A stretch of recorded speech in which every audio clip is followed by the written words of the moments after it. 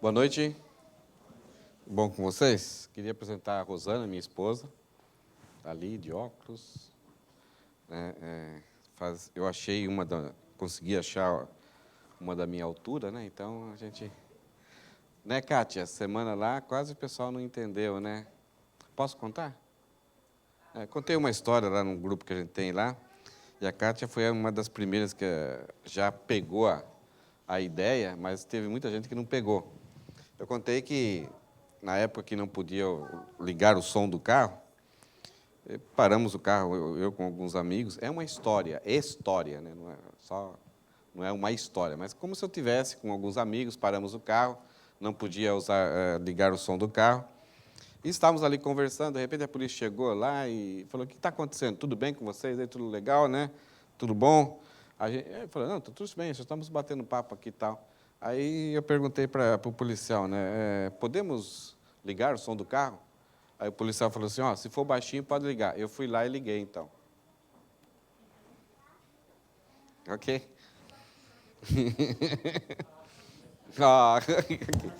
Eu não sou bom muito de contar piadas, mas o Felipe Irata é bem melhor que eu. Ele fez até, quando estava como aluno do seminário, ele fez uma videoconferência com Salomão. Não sei se ele já contou isso para vocês. Né, Felipe? Eu acho que eu tenho gravado em algum lugar, cara, aquilo lá ainda. Mas foi uma coisa bem inédita naquela época, que não se tinha uma tecnologia tão avançada como hoje, mas ele fez uma audioconferência lá com Salomão. Nós estamos hoje aqui para um marco histórico, né, uma trajetória de algo que algumas pessoas já sonhavam e a coisa começou a se tornar algo concreto, né, daquilo que era somente sonhos, estava lá na nuvem, de repente foi baixado assim, Deus foi movendo situações, e aí eu nem entendo direito tantas implicações que aconteceram para a gente chegar a esse momento de agradecermos a Deus por algo simples no início, né, muito simplório, de forma bem modesta, mas que, de repente, pode ser uma bênção tanto na vida de todos nós, como na história até do Japão. Todos os grandes projetos, a gente pensa que, de repente, a pessoa foi lá, sonhou grande e a coisa aconteceu. Muitas vezes acontece de trabalhos pequenos, coisas pequenas, e vão tomando uma proporção, e outras pessoas vão comprando a ideia, vão se envolvendo, e aí, de repente, se torna uma coisa muito gostosa, muito boa, muito importante, algo que impacta a vida das pessoas. Então, nós temos, né, a história aí do seminário Martin Bucer, que é uma transição entre aquele que era Instituto Reformado e agora o seminário. Talvez vocês sabem melhor do que eu como toda a história está acontecendo. Mas, algumas vezes a gente vai para um shopping ou para algum lugar assim, escolher um produto, e a gente sempre usa marcas, né? A gente valoriza marcas. No mundo do mercado, né, tem marcas que é simplesmente um logotipo bem simples, mas vale milhões, bilhões. Recentemente eu vi um videozinho da história de certas marcas, de certas empresas, como elas foram crescendo e aumentando. Eu não me lembro agora qual que não sei se a Apple agora é a primeira, não me lembro agora, mas a Google também é enorme, né? E a McDonald's com franquias, a Coca-Cola, que é um grande empreendimento, a Apple, BMW, Nike, né? Lá em Botucatu é Nike, mas algumas vezes, na hora de escolher, a gente vai preferir, né? E se tiver em promoção ainda, até se for um produto reprovado na fábrica. Meus filhos jogavam tênis e eu ia numa fábrica lá na Marginal Tietê, chamada Drastosa, que tinha uma etiqueta que aquele produto foi reprovado. Então, era para mim. Eu comprava, conseguia comprar, então, alguns produtos da Nike, e você procurava, você não via nenhum defeito, mas não passou no teste, no check-up deles, no cacunim deles. Então, era um produto reprovado, vendido a 30% do preço original. Então, era justamente para mim. Eu, com muito esforço, a gente comprava essas roupas para os meninos. Marcas são importantes, né? E um dos evangelhos que eles vão mostrar muito a respeito de marcas é o Evangelho de Marcos. né? Eu não sei se foi na turma do... Felipe, você era da turma do Helder Cardim, essa turma aí? Não. Não. Mas a turma do Helder Cardim, que é o reitor do seminário agora, os alunos foram encarregados, o senhor Davi Coques deu uma tarefa para ele, o fundador do Seminário Palavra da Vida, deu uma tarefa para eles lerem o livro de Marcos e descobrirem marcas a respeito do discipulado. E até o próprio senhor Davi, nós como professores e os próprios alunos, nos assustamos. Pensamos que, tanto nós pensávamos que, de repente, uma listinha de 10 itens assim seria já muita coisa. Mas os alunos acharam mais que 10 itens em cada capítulo do livro de Marcos. Vocês conhecem um pouco a história do Evangelho de Marcos. Alguns acham que ele é o evangelho mais antigo, foi o primeiro a ser escrito. E tem uma história muito bonita da pessoa de Marcos. Um garotinho, talvez um adolescente, um jovem, na época de Jesus, que essa cena aí mostra, no livro de Marcos, algo bem humorístico até, né? Possivelmente é ele que, na prisão de Jesus, saiu enrolado num lençol, e quando a multidão viu ele, esse também é um deles. E foram correr atrás dele, e ele saiu rapidinho, jovenzinho, né, esguio assim. Quando ele saiu correndo, pegaram o lençol e ele saiu. O texto fala assim: um jovem que o seguia essa multidão para prender Jesus, vestia apenas um lençol de linho. Quando a multidão tentou agarrá-lo, ele deixou para trás o lençol e escapou nu.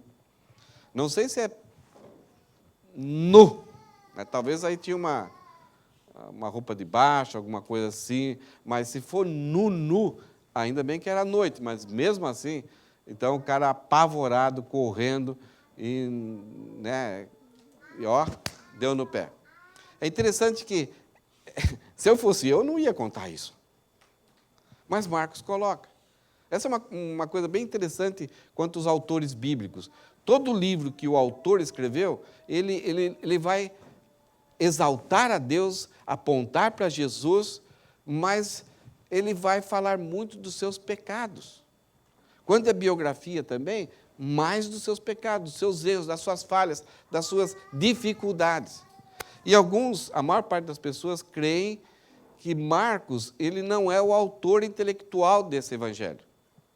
Ele é o escritor, mas o autor intelectual é Pedro, o apóstolo Pedro.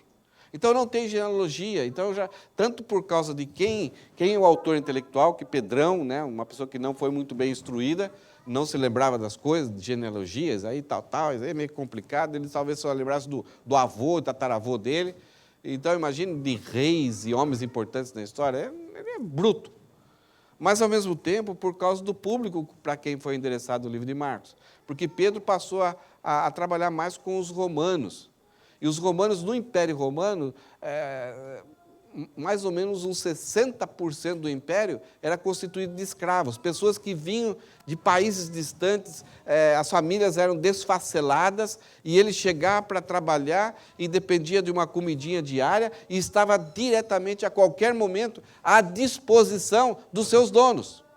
Se tinha uma festa nessa casa do seu dono e chegava um visitante, ele podia ser vendido, podia ser morto. Não tinha direito. E devia fazer tudo aquilo que era ordenado para ele, não importa que tipo de trabalho. Dormia com um olho fechado e outro aberto para talvez escutar a voz do seu senhor. Vem aqui, eu estou querendo um copinho d'água. Né?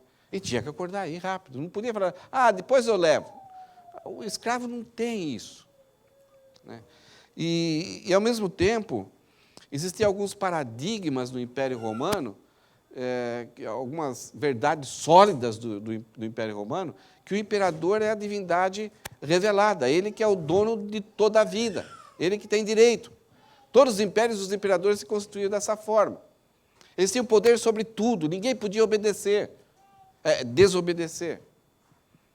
Mas existiam algumas coisas que esses homens poderosos, donos da vida, não conseguiam fazer, que era ter poder sobre o mundo espiritual.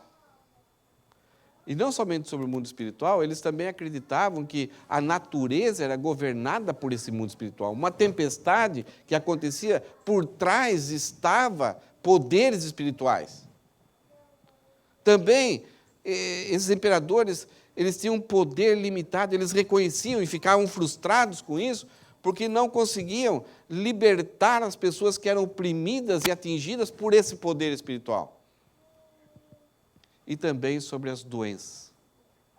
E, consequentemente, sobre a morte. Uma das grandes frustrações de Alexandre, quando morreu com 30 e poucos anos, foi que ele morreu cedo. A doença o venceu e o matou. Eu estou me lembrando de alguma coisa que eu li a respeito do que ele fez no seu funeral, a respeito dos médicos, né? E alguma coisa que ele... Depois, talvez, alguém pode pesquisar certinho para mim não falar alguma coisa enganada. Mas ele deu uma ordem a respeito dos médicos por causa dessa frustração que ele teve. Eu acho que era para os médicos carregarem o caixão dele. Alguma coisa assim, para lembrarem que o homem não tem alguns poderes, algumas capacidades. Então, teve um imperador que ele queria andar sobre as águas. Então, ele colocou um navio do lado do outro. Era a forma que ele tinha que conseguir. Um outro imperador, os navios deles foram destruídos por uma tempestade. O que ele mandou fazer? 300 navios. Ele mandou dar 300 chicotadas no mar. Como se estivesse, então, punindo as entidades espirituais que estavam causando aquele transtorno. É interessante que o livro de Marcos, se você espremer o livro de Marcos, vai sair demônio para tudo quanto é lado. Demônios derrotados. Sem nenhuma... não conseguiu nem ter um embate com Jesus. Simplesmente Jesus, com uma, duas palavras, já mostrava o seu poder, não precisava fazer uma reza brava ali para ter autoridade. Com a sua palavra, ele exercia poder. Quanto à natureza, acalmava a tempestade, andava sobre as águas. Que homem é esse? Os imperadores, que se julgam tão donos do universo, não conseguem? Que homem é esse? E essa pergunta vai ser muito forte no livro de Marcos, constantemente. Quem é esse? Os próprios discípulos ficam apavorados, que no começo Jesus é simplesmente um mestre, um educador, um reformador da nação de Israel. Mas ao longo do tempo, eles vão descobrindo que ali está alguém muito diferente. E até que Pedro declara, e aí o centurião romano, quando vê Jesus sendo pendurado ali, à beira da morte, fala, verdadeiramente, este é o Filho de Deus. No livro de Marcos, então Marcos vai mostrar quais as marcas das pessoas que seguem, que são discípulos desse Jesus. Jesus está fazendo um grande povo, um grande exército. Como o imperador tem os seus súditos, aquelas pessoas que trabalham com ele, ele vai falar que Jesus está formando também instrumentos para o seu reino. E tem uma frase, volta um pouquinho lá. Essa frase está num livro, acho que é Crise da Integridade. E eu tenho dificuldade de memorizar frases. Muitas vezes eu faço mensagem, faço as frases, e eu não consigo memorizar. Eu tenho que ler.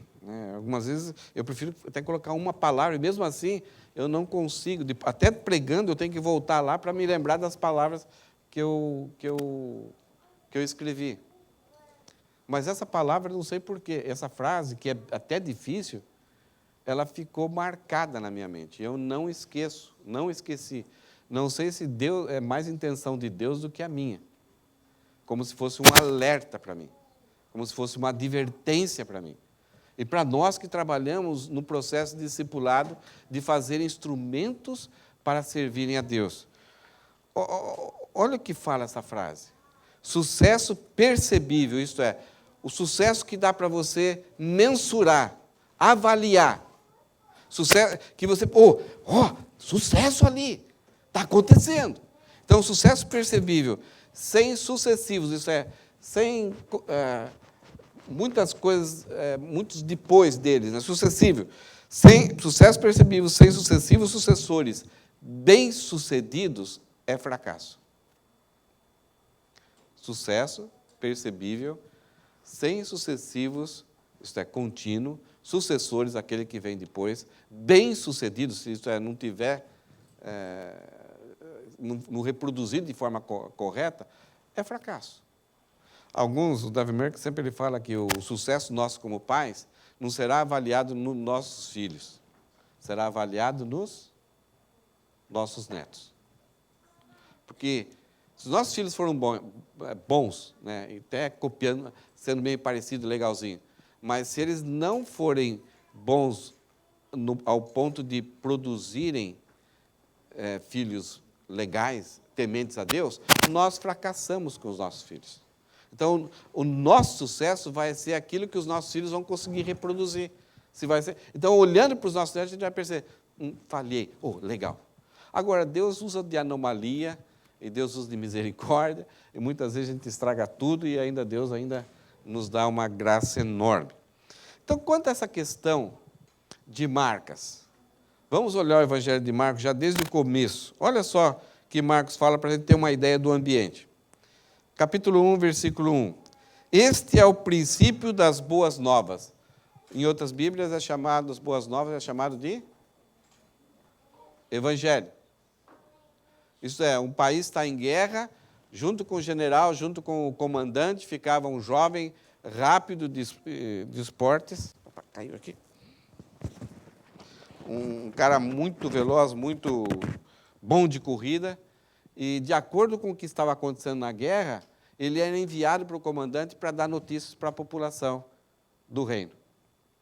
Se estava perdendo a batalha, ele saía correndo, ele era enviado, olha, arruma a mochila aí, pega o que tem de comida aí, dá no pé, que daqui a pouco o nosso exército está perdendo, daqui a pouco o exército inimigo vai chegar aqui, vai nos destruir, vai nos tornar escravos.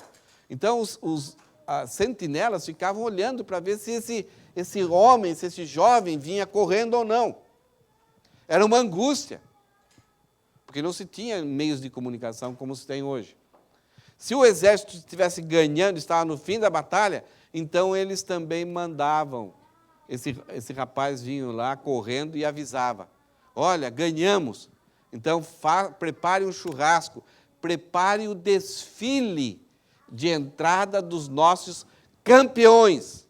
Eles ganharam. Essa pessoa, esse jovem que vinha, o povo esperava uma boa notícia. A guerra era terrível, era uma má notícia. Estamos em guerra, não sabemos se vamos ganhar ou não, talvez vamos perder. E aí sempre o ser humano pensa negativamente, né? Está lá, né? Aguardando. Então, quando esse jovem chegava com a notícia, ele trazia as boas novas, ele trazia o Evangelho. Mas a gente não consegue entender direito se Evangelho era simplesmente a mensagem que era trazida, que era levada, ou a própria pessoa, esse jovem, poderia ser chamado de Evangelho.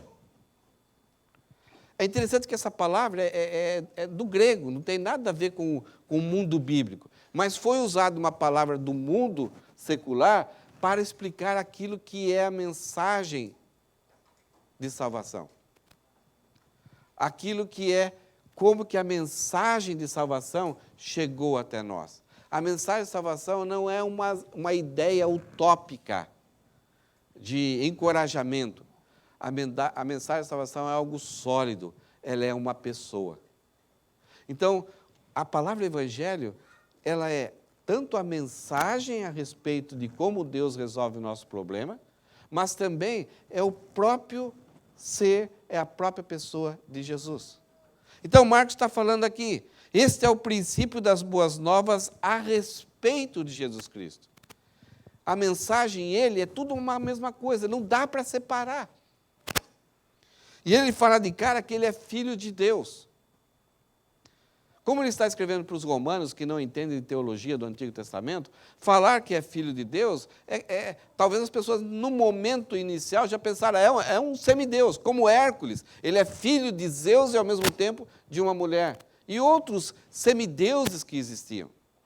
Então, talvez nos ouvidos, na leitura inicial, É um cara capacitado, é um cara assim que está no carinho do Todo-Poderoso. Só que ao longo do tempo eles vão descobrir que não Filho de Deus aqui é o título da segunda pessoa da Trindade do Deus Todo-Poderoso, em que nem os semideuses, as lendas dos semideuses se comparam a esse Jesus. Ele fala, iniciou-se como profeta Isaías. Então, esse Jesus Cristo que Marcos vai falar, que vai apresentar esse mundo de escravos, é algo que não surgiu por acaso. Ele está dentro de um planejamento. Ele foi profetizado. Tudo aquilo que aconteceu sobre ele está envolvido num planejamento, não num retoque, não num jeitinho, mas já faz parte de algo bem planejado. E aqui Marcos vai citar ele fala assim, iniciou-se como profeta Isaías escreveu, mas Isaías não escreveu isso. Quem escreveu esse trecho aqui foi Malaquias. Só que as outras duas coisas que acontecem depois do versículo 3, foi Isaías. Isso aqui não é um problema, porque para quem Marcos está escrevendo, não havia Marcos fala muito pouco de profecias, porque são escravos, não conhecem o Antigo Testamento. Mas Marcos vai citar aqui o nome Isaías como sendo o mais importante dos profetas. Então, ele não está preocupado se realmente foi Isaías ou não que foi. Mas Isaías aqui está representando tanto Isaías como Malaquias. Que Malaquias que vai falar a respeito de envio esse mensageiro adiante de ti e ele preparará meu caminho. Deus em Malaquias está dando um alerta, uma exortação para o povo. Se cuida, daqui a pouco vocês vão ver, vocês vão se encontrar com o meu mensageiro. E aí Isaías fala, esse mensageiro que vai vir adiante, ele é uma voz que clama no deserto. Prepare o caminho para a vinda do Senhor, abra uma estrada para ele. É interessante aqui, eu não consigo entender o que seria essa...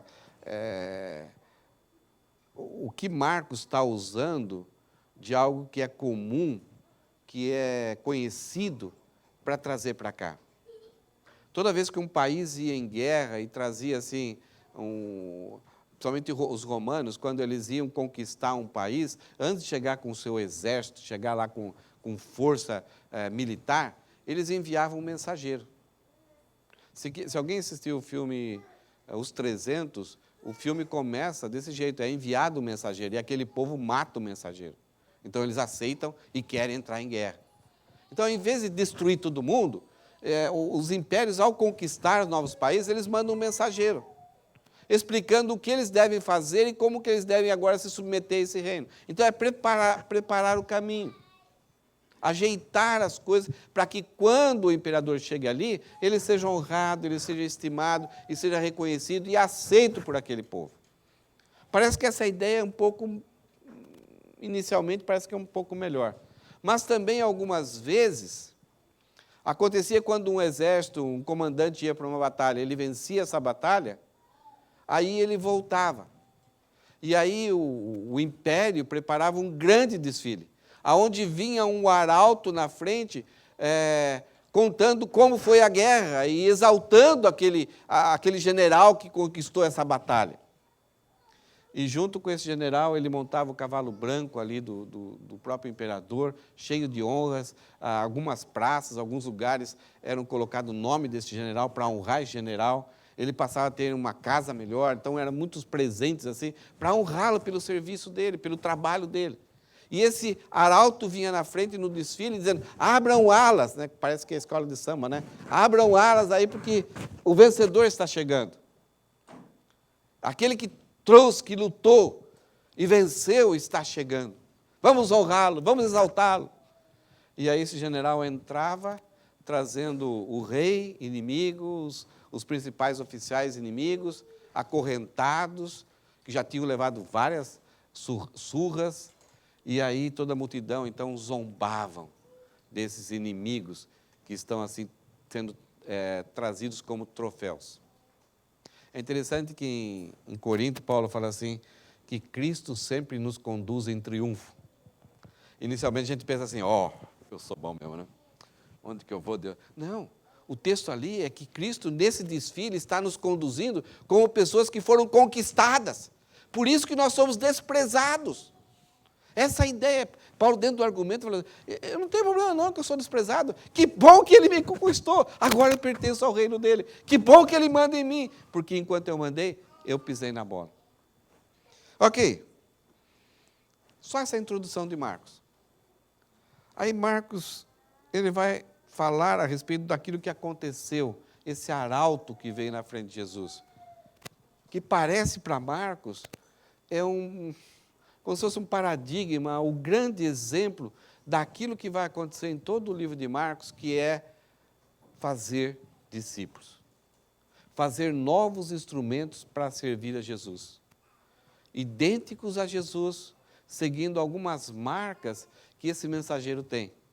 Só vamos ler rapidamente alguns versículos, os primeiros versículos que se seguem, e vamos descobrir algumas marcas que João Batista tinha e teve, que pode servir para nós, como cristãos, para percebermos como nós devemos agir e ser como discípulos. Por outro lado, pelo mesmo lado, não é nem por outro lado, mas como escola bíblica, né, como tanto uma igreja que tem a sua formação bíblica, quando nós nos levantamos para ensinar, nós nos levantamos para mudar vidas. E ao mudar vidas, aonde que nós queremos chegar com essas vidas? Como que nós queremos que essas vidas sejam? Né, uma grande profissão, tem cada gente que não deveria nem mexer com isso, mas estão achando que é uma fatia do bolo aí bem preciosa, que traz muito dinheiro, é os coaches atualmente. Então, você contrata, ele vai organizar a sua vida e ele tem um padrão, ele quer chegar com você lá. Ele vai pegar também os seus desejos, mas ele sabe para onde deve levar você. E Marcos está, então, dando para nós como que é o discípulo, aquele instrumento que Deus usa para sempre. Vamos lá, em primeiro lugar, versículo 4. Primeira marca de Marcos, de João Batista, é que ele trabalhava em prol do reino. Ele tinha um serviço em prol, não de si próprio, da sua família, mas era um serviço em prol do reino, aquilo que Deus estabeleceu. Veja o versículo 4. Esse mensageiro, então, Marcos falou que iria ter um mensageiro, então ele falou, esse mensageiro era João Batista.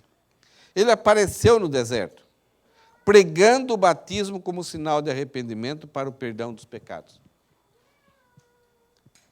Então, João Batista não montou um ministério de atração, um circo lá no deserto, um ministério de relaxamento, de massagem, para juntar as pessoas ali, mas a atuação dele era pregar.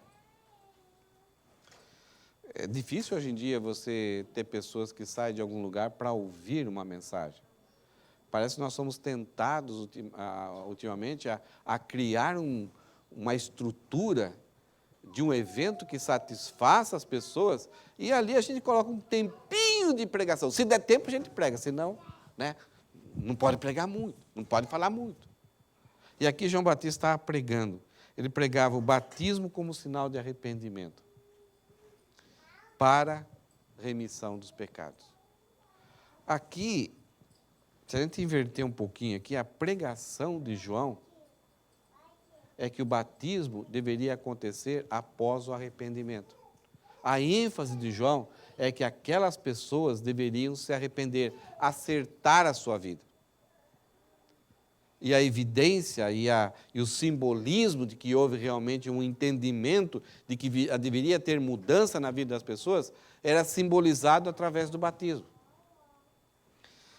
Será que João teve sucesso? Ele estava no deserto. Será que hoje, se alguém for num lugar assim mais ermo, fora da cidade,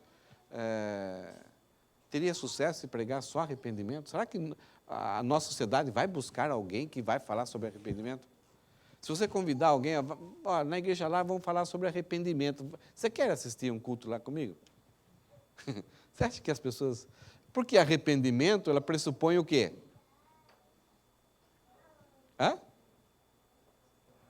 que tem alguma coisa errada. Precisa ser mudado. Nós não queremos mudar, nós queremos adicionar alguma coisa e acrescentar, desenvolver, crescer, né? Aumentar o meu potencial, habilitar o meu potencial para que ele seja mais efetivo, né? Agora, falar, não, você tem que parar e mudar, tem que seguir um outro caminho. Espera aí, eu não estou errado. Será que João Batista teve sucesso? Versículo 5. Gente de toda a Judéia.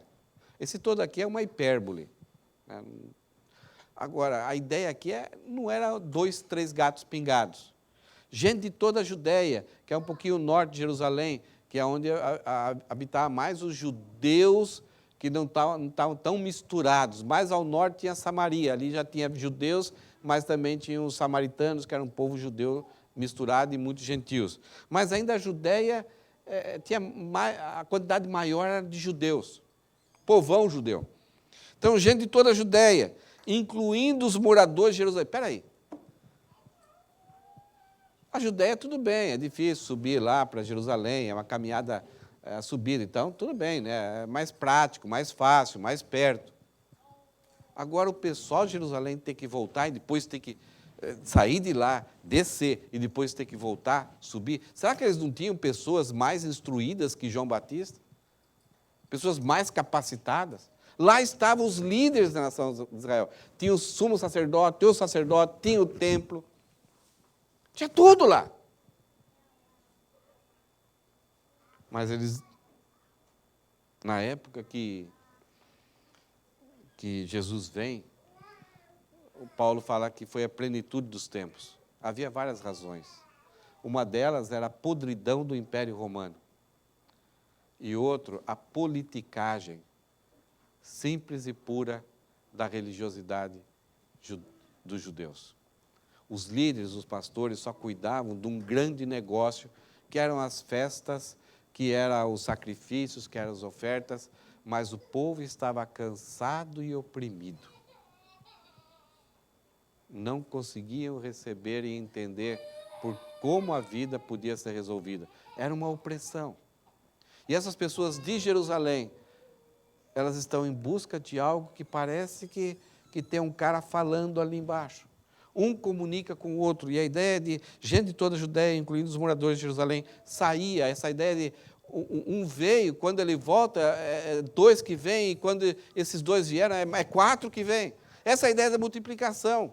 João estava sem fazer propaganda, sem folder, sem nada, por causa do seu conteúdo da mensagem, por causa daquilo que estava acontecendo com as pessoas, um processo de multiplicação, e cada dia mais as pessoas estão procurando João.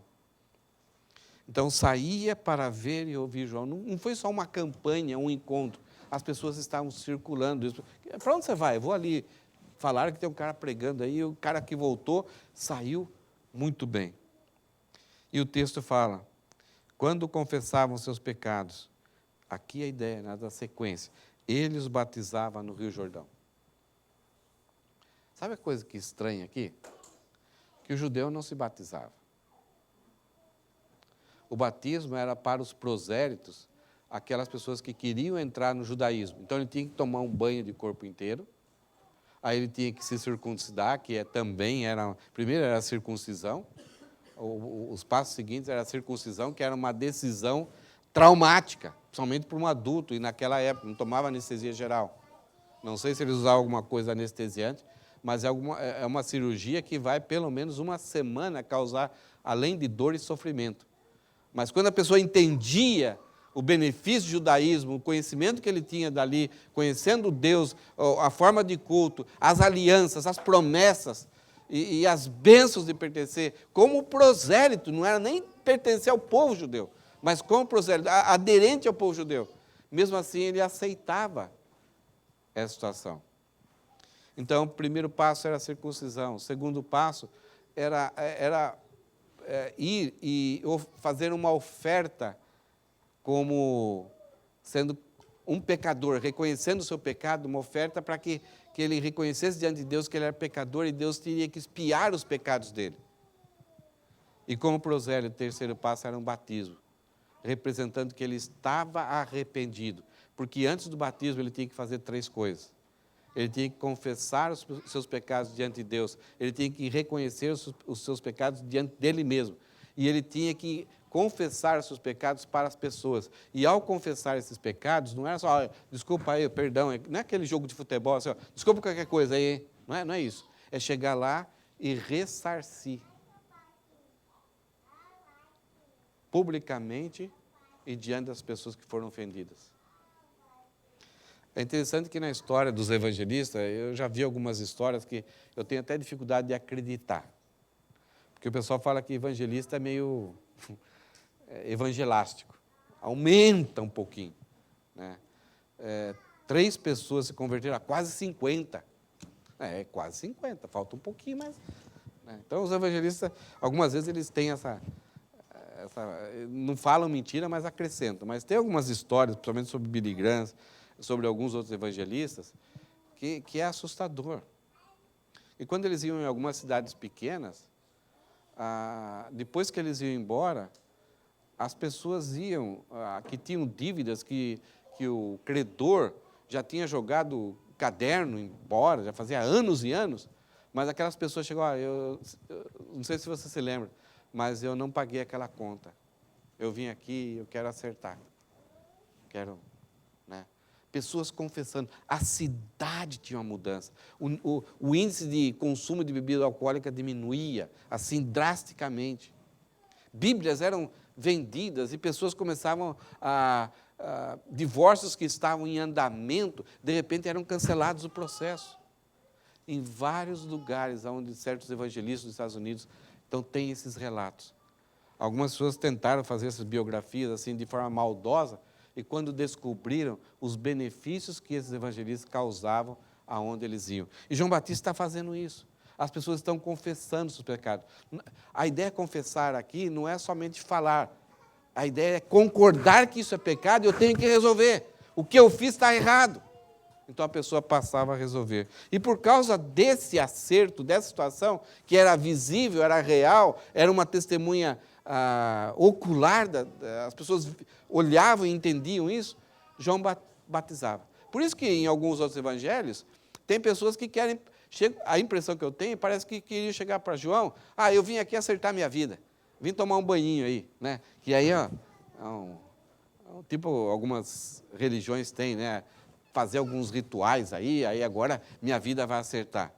Pessoas estavam enganadas também, pensando que ir lá para João, talvez mergulhar e João dar aquele banho, agora minha vida vai ser um mar de rosas. E aí o que João fala para eles? Raça de víboras, produzir frutos dignos de arrependimento. Senão vocês vão só sair molhados daqui.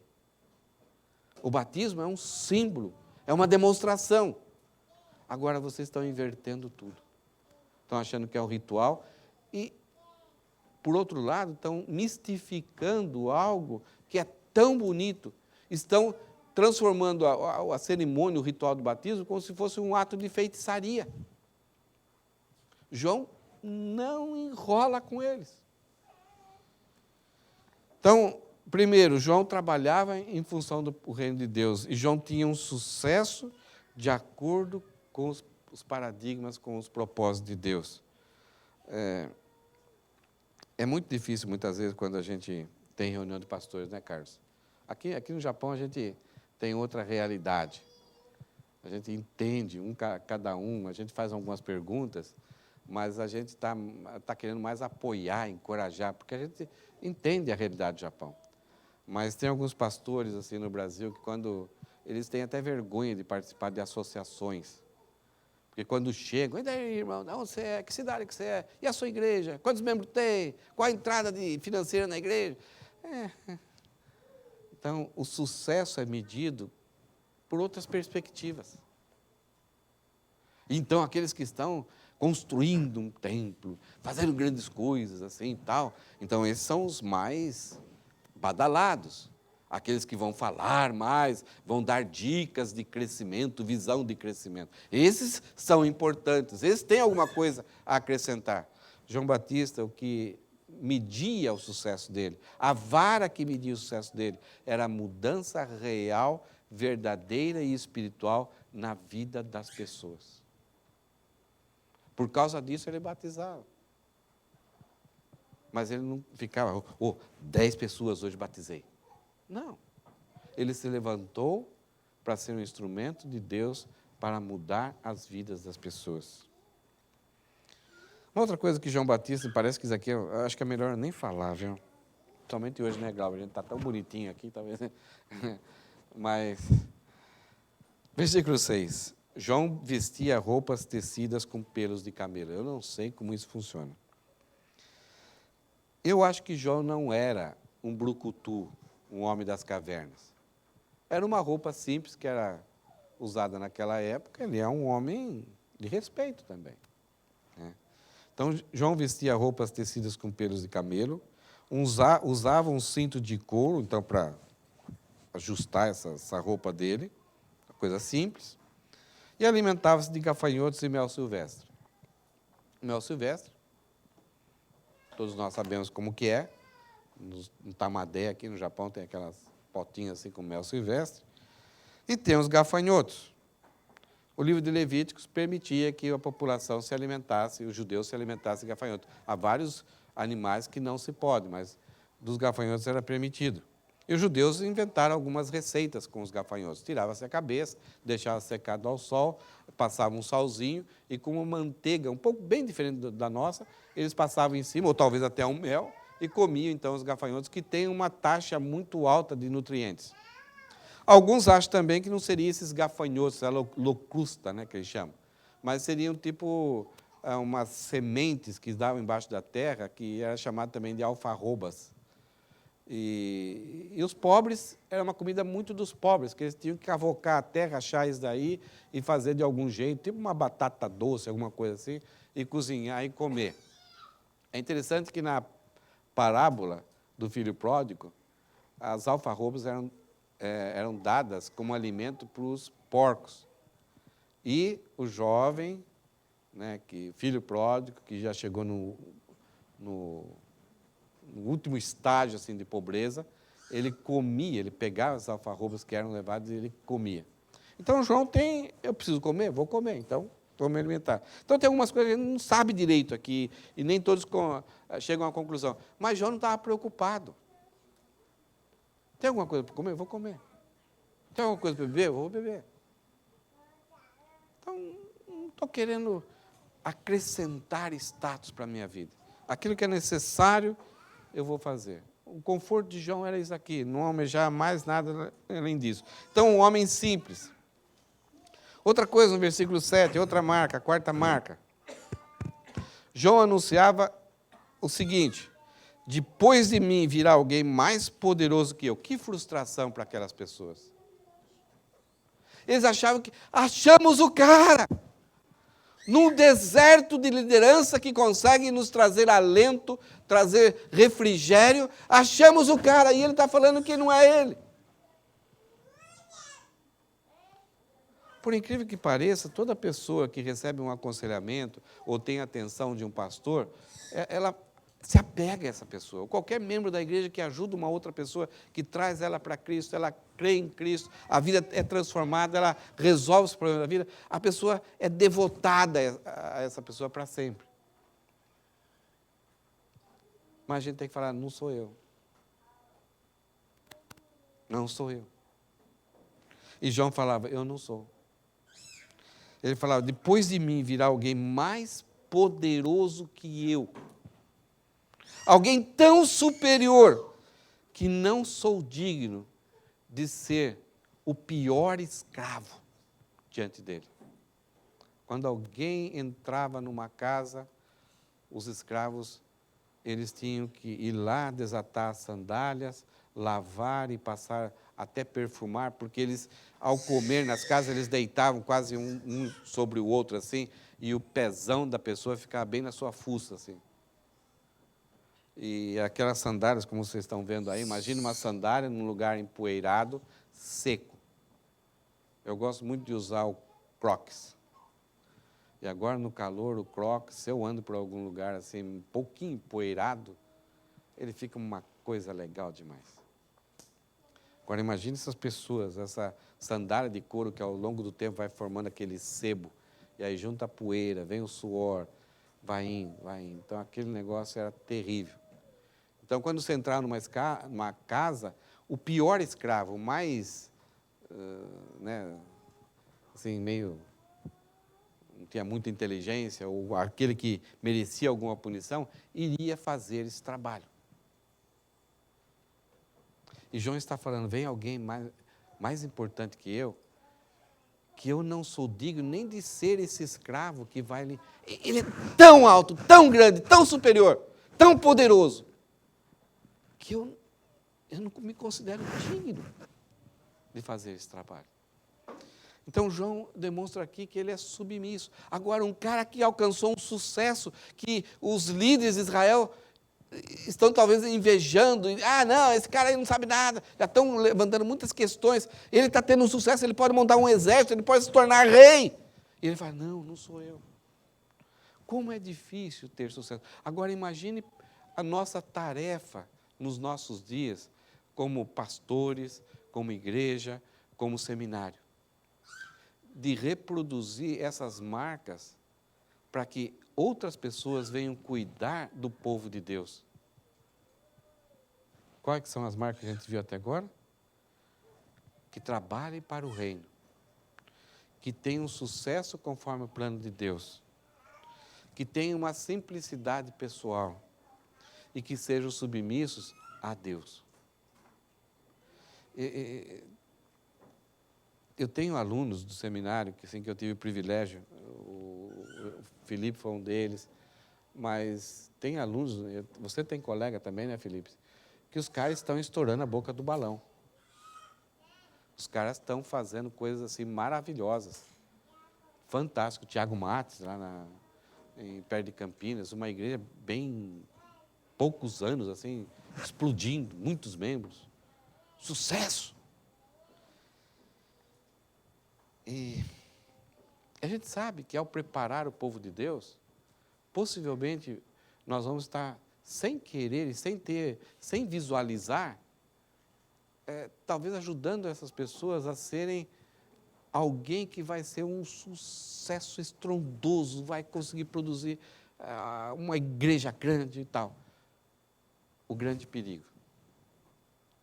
Será que ao serem aquilo, eles vão estar ainda tendo essa consideração de que Jesus Cristo é o cara, e eles não são dignos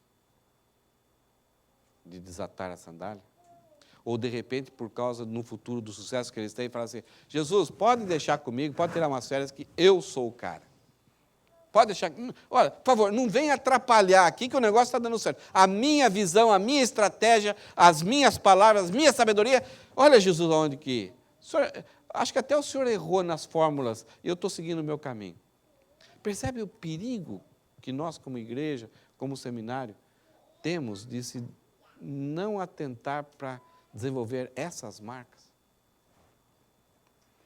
E a última, versículo 8. João falou assim, eu os batizo com água, mas ele, Jesus, os batizará com o Espírito Santo. Eu dou um banho exterior, que representa uma mudança interior, mas a renovação, o renascimento, a regeneração, aquilo que é importante, que não dá para enganar a Deus, é Ele que faz, não eu. Eu só dou um banho, vocês vão sair molhadinhos daqui. Agora, se vocês estão fingindo que vocês se arrependeram, vocês podem me enganar, eu posso até batizar e posso até ficar contente com vocês e dar um grande abraço.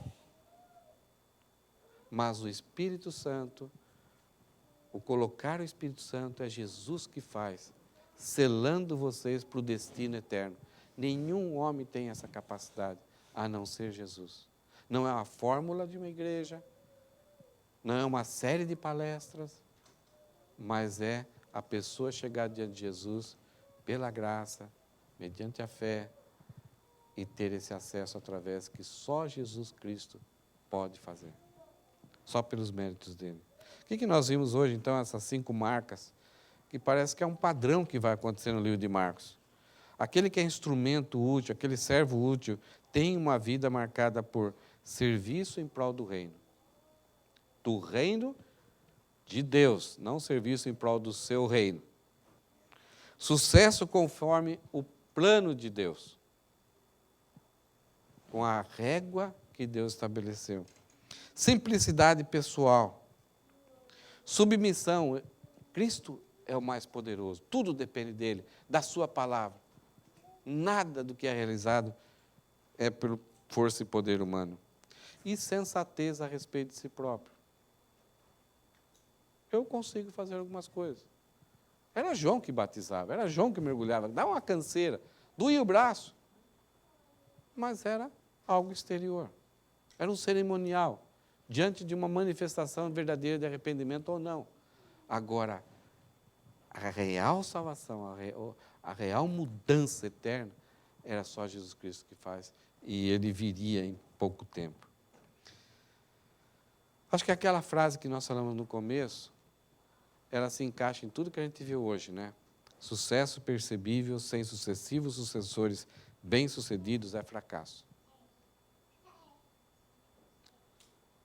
Então, hoje, nos nossos dias, numa sociedade de performance, onde é tudo teatralizado, onde pessoas se ensaiam, se preparam, e elas enganam.